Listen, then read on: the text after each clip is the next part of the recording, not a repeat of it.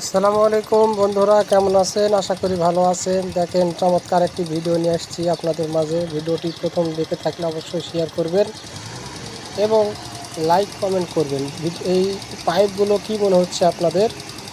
আমি তো পাইপগুলো দেখে দেখে কি বলবো, পদ্মা নদীতে গেছিলাম, যে দেখতেছি ওখান থেকে পানি উত্তোলন করার জন্য এই পাইপগুলো নিয়ে এসছে। তো মাটির ভিতর দিয়ে পাইপগুলো দেওয়ার পরে পানি উত্তোলন করে, এটা হচ্ছে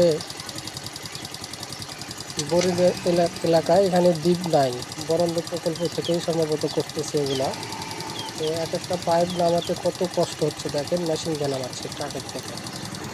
হ্যাঁ, ট্রাকের থেকে কত মেশিন দিয়ে ছাড়া নামানো যাবে না। দেখেন, মেশিন দিয়ে ড্রিল মেশিন বলে না কি বলে, এগুলো যাই হোক, আমি নাম একটা জানি না আর কি। তো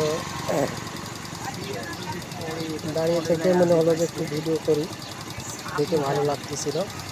তো আপনাদের কেমন লাগতেছে অবশ্যই কমেন্টে জানিয়ে দিবেন।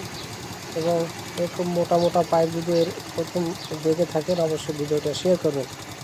দেখতেছেন কত সুন্দর করে এখন প্রযুক্তি এসেছে, মানুষ হলে কিন্তু এত করে নামানো সম্ভব হতো না। তো নামাচ্ছে খুব সুন্দর করে না। তো আশা করব ভিডিওতে অবশ্যই আপনাদের কিছু বলার চেষ্টা করছি। ধন্যবাদ।